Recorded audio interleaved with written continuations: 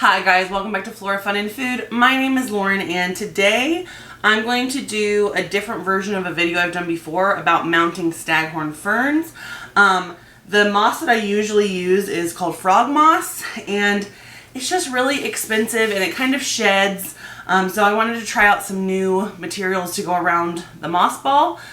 So come along with me as I try something new and hopefully these turn out really pretty and we can hang them up and have just another fun plant thing on our wall. Let's go. Alright, so the first step was to get some sphagnum moss wet and soaked through. I just used a colander in the sink. And then yesterday I made one for a friend that used frog moss, so this is all that I have left, which is not enough to cover an entire ball. So that is kind of why I came up with this idea to try something new. So I have a couple of different materials here. I have Spanish moss that I want to try and cover the ball with. I also have different colors of burlap. I have kind of a gray and a green. And then I also have some jute twine. So I like to wear gloves while I do this just because your hands get pretty soggy with the moss and it helps protect against when you're pulling the fishing line. It kind of cuts my knuckle right here every time I pull. So I'm also going to be putting a piece of duct tape around my finger just to help prevent any skin issues. So we're just going to kind of lightly wrap around my knuckle there. It'll just give it some padding for when I yank and pull the string. Alright, the first step is to get our staghorn fern out of the nursery pot and covered in sphagnum moss. So I'm going to just kind of squeeze the sides here and gently wiggle it out. And I like to keep the soil on this because it just helps keep moisture. The roots are already kind of used to this environment. So I used to do bare roots and I have had lots of success with keeping just the soil that it comes with it. So now comes kind of the tricky part. I'm going to fluff up my sphagnum moss just a little bit and I'm going to get a piece of fishing line. This is green but you could use clear and this is 20-pound test. I don't think it really matters, you're just tying this together. So what I like to do is lay my string out on my mat, lay my plant on top of it, and then I'm just going to tie a knot around the soil ball here. And I just tie this a few times. It doesn't have to be perfect because it's not going to go anywhere once you start wrapping. So I just do a couple of just regular knots. And this will give us our starting point for wrapping our sphagnum around the soil. And I'm going to cut off the extra here. And there we go. Alright, so now we're going to just start wrapping our soil in the sphagnum moss. So I just take a chunk, lay it on here, wrap my string around it just a couple of times.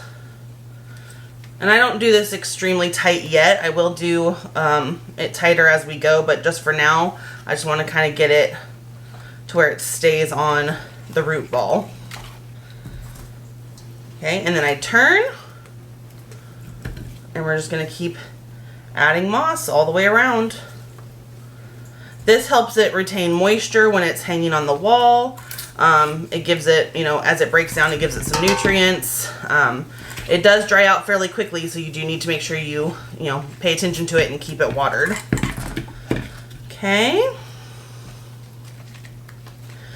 And then we're going to add another chunk on this side. And I'm just piling it on, just giving it a lot of cushion here.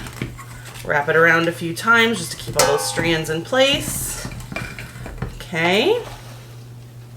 And then I'm going to add some to the bottom. So I kind of turn it upside down and I just start wrapping in a slightly different direction, making sure that you don't go over any of the leaves with your string. That will cut into the leaves and break them. So just be really careful when you're kind of stringing around the top like this, just making sure you didn't actually catch a leaf. So we're just kind of turning this. I'm just looking for any places that have some, that's dangling, it's not very secure. And then going back over the bottom. I'm doing this fairly loose so that the roots have places to go as it grows. I don't want to do it super tight so that the roots are kind of root bound. I do want to give them kind of some space. Okay, just now I'm just kind of looking, I have a little spot right here that has some soil showing. So I'm just going to add a little section of moss and secure it down with my fishing line like that. And then just kind of go around and check all the places. This looks like it's pretty well covered. Okay, now we have our sphagnum all the way around our root ball. So I'm going to give myself some slack here, cut my line.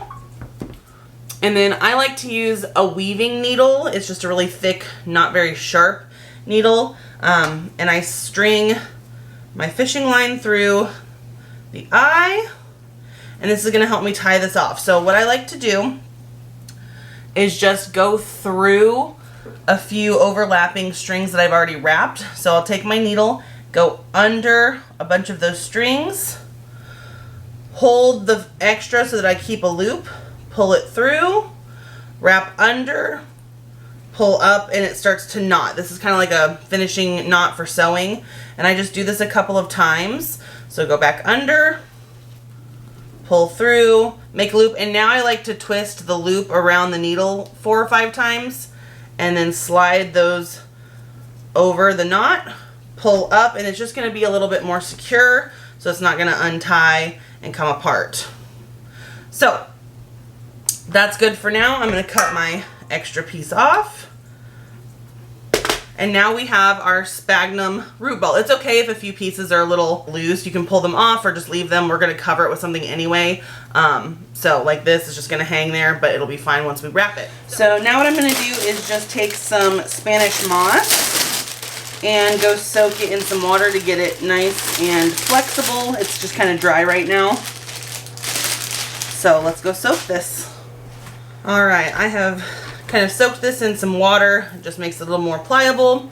I bought the non-dyed kind because in the past I've used dyed preserved moss and the dye leaches out and eventually goes away anyway. So I don't want a giant drippy green mess when I water this. So I just went with the untreated natural color. So now we're going to do the exact same thing that we did for our sphagnum moss by wrapping the Spanish moss around this ball. So again, we're going to start off with a knot around the ball. And I could have just left the string that was attached and, you know, all that, but I didn't think that far ahead. So we're just going to reattach some string here, just a few regular knots. Cut off the tail, and the process starts over again. So we're going to just pull off a chunk and start wrapping. Again, being mindful of where the leaves are so that we don't actually accidentally get those caught. Now, what I like about this so far is that the Spanish moss is kind of already tangled together, so I don't think we're going to have to wrap it quite as much because it's already kind of hooked together. Okay, and then we're going to turn, grab another chunk, and I'm kind of bunching it together, making sure to get towards the top.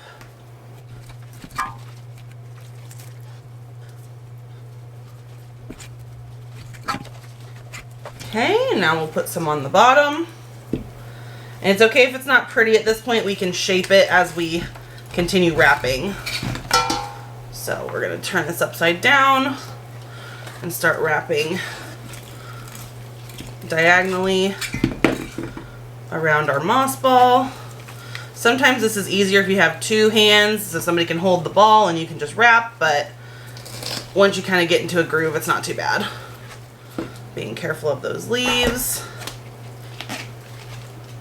Want this big stick out of there.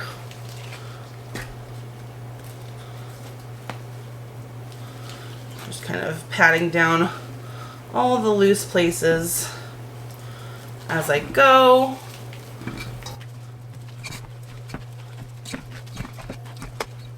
So now that I've got kind of a loose hold on it with my string, I'm going to start kind of pulling it a little tighter as I wrap, just to make sure it stays nice and secure. Again, I'm pulling out any big sticks that I find.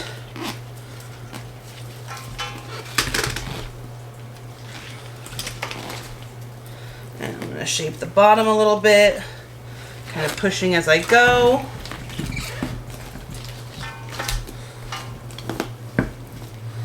Pulling tight, continuing to wrap.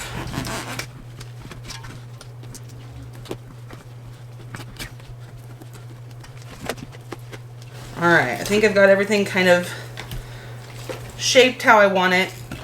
I've decided that this is the back because it's kind of the back of my leaves here. So again, I'm going to leave myself a little bit of slack, cut my string, get my weaving needle.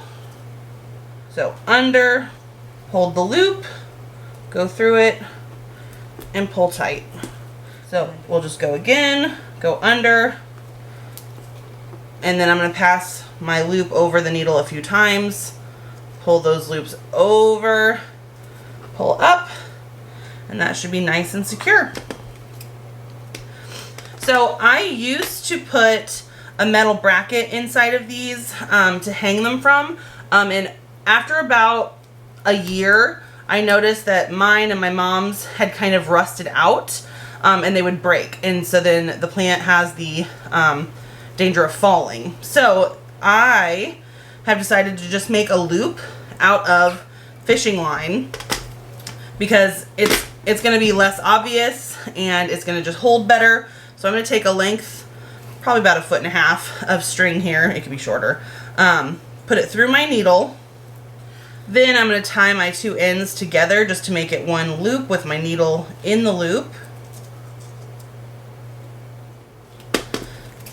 We'll cut off the tail here. So now I just have a loop of string on my needle. And I'm going to go underneath, again, a few passes of my string. And I want this kind of towards the top so that it hangs correctly. So I'm going to find a few pieces of string near the top and go under each of them. And then I'm going to take my needle back through my loop here to make kind of a slip knot. So now I have a secure spot at the top. And I'm going to go under that exact same spot again. Loop around it on my needle a few times just to give it a nice secure knot. Pull it through.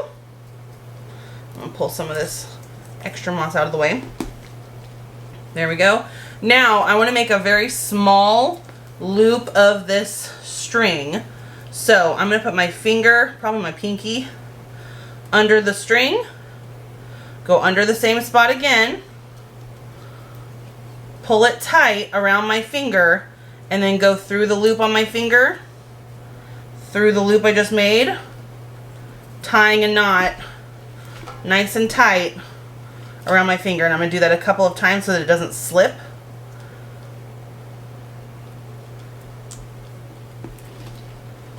Pull my pinky out and cut off the tail. And now, it's hard to see on camera, but now I have a small loop that it can hang from. And then I'm just going to kind of shape it a little bit by rounding it, smushing it, squeezing it.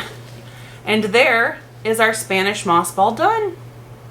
So I wanted to show you one that I've had for a while. Ignore the plant, it's kind of a little worse for wear, but this is the bracket that I used to have in them, and it has completely broken away from the wire that I had it attached to, and I've been hanging it from the string here. So I'm going to take all this string off and redo it. The frog moss does eventually turn a brown color. If you don't, really it's for like a terrarium. So if you can't keep it consistently like humid in the room, it's going to turn brown, but I think it looks really pretty, and so it just makes the green stand out more. But this is why I have decided just to use fishing line for the loops instead of the bracket.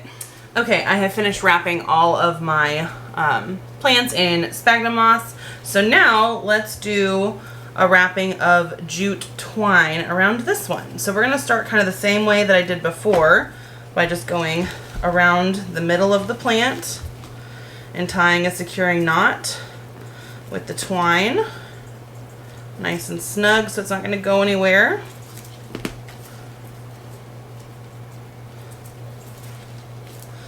Cut off the tail. So now I'm just gonna wrap around just to kind of secure everything to start with, and then we'll make some patterns if we have enough twine.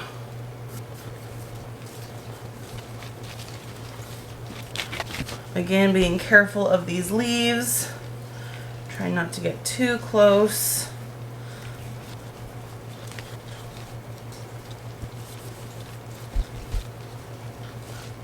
So now I'm going to kind of go diagonally around to get the bottom and tops wrapped.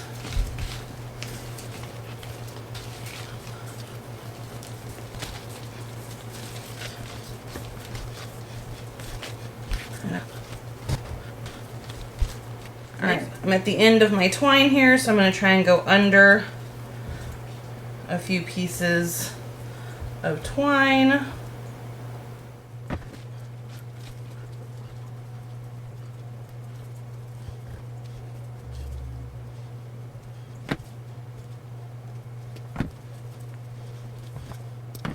And there we have our, I believe this is called a kokedama moss ball when you use jute twine and moss. I probably didn't follow the exact instructions for it, but I like how kind of like rough and rugged this one looks. I think it's really cute. You could, if you had a lot of patience and a lot of talent, make the wrapping into patterns and make it really pretty. I just wanted kind of a more natural look because none of mine are perfect, and so I really like this. And I'm going to keep this knot at the back, and I'm going to secure another piece of twine like a slip knot as my hook. I'm going to make a small loop and double knot it, and I'm going to feed it through a crossing couple strands here.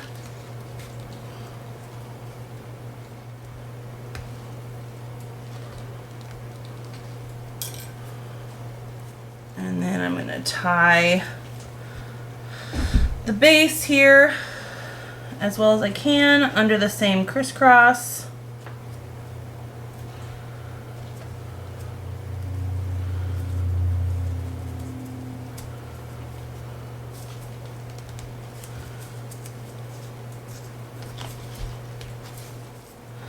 There we go. Cut off the extra, and now I have a little loop to hang my plant from. Alright, now I have this giant one. I love this one. And so I'm going to use the burlap on this one. I think I'm going to go with the gray, just because I think it's going to match my plant room better. So, let's find the end here. There we go. Okay. I'm going to keep this doubled up like this, just so that it holds in a little bit more moisture. And I'm going to set my plant in here and just kind of judge how much fabric I'm going to need. I plan to just tie this around the top with some twine. So about here, I'm just going to roughly estimate this because I want it to, again, look kind of rough and rugged. And I'm going to cut the folded side so that every side has kind of that raw edge, because it will kind of fray as it gets used. But the twine that we're going to tie around it is going to hold it from completely unraveling. And that means I'm also going to cut off the kind of the woven end. So we're going to cut off this band. There we go. could use this to tie it, I guess, but I think I like the twine idea. So I have my 2 pieces of fabric, and I'm actually going to turn them to where the corners kind of don't match up, just to give it a little bit more texture as well. All right, we're going to plop our plant right in the middle here, and I'm going to get a strand of our twine ready. This is a lot longer than I need, but I want to be sure. Then my plan is to just kind of gather the sides up like this.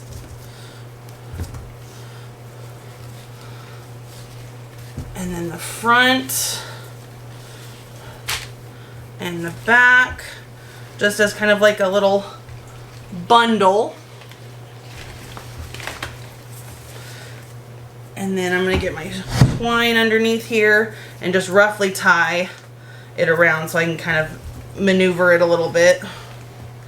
So I'm just kind of getting the twine positioned up near the top.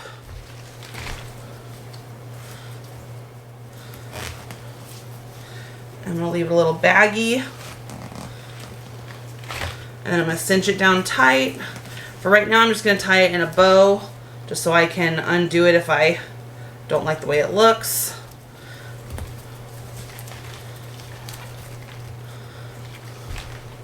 I'm just kind of tucking and pulling all of my layers here until I like the way it bunches and looks. And if, like this one, I think is a little too long on this side, so I'm just gonna cut it like that. There we go. Pull out a few to make it look a little frayed. Again, this one might be a little too long, so I'm just making new points. There we go. So I'm just kind of shaping the burlap here. And I think that turned out really cute. So there's just kind of like a little package around it, and then it's going to hang kind of like that. And to hang it, I'm going to tie just a loop onto my twine here. I'm probably going to leave this as a bow because I think it's kind of cute. So I'm just going to double knot my bow, even up my tails, and then on the back I will secure a loop around this side just with a slip knot. And then I'm going to feed my loop through like that. And that's that. So I have a little loop. So there you guys have it. I hope you enjoyed this video. If you did, please give it a thumbs up and head over to my channel to subscribe for more content like this. And I hope to see you again very soon. Thanks guys. Bye.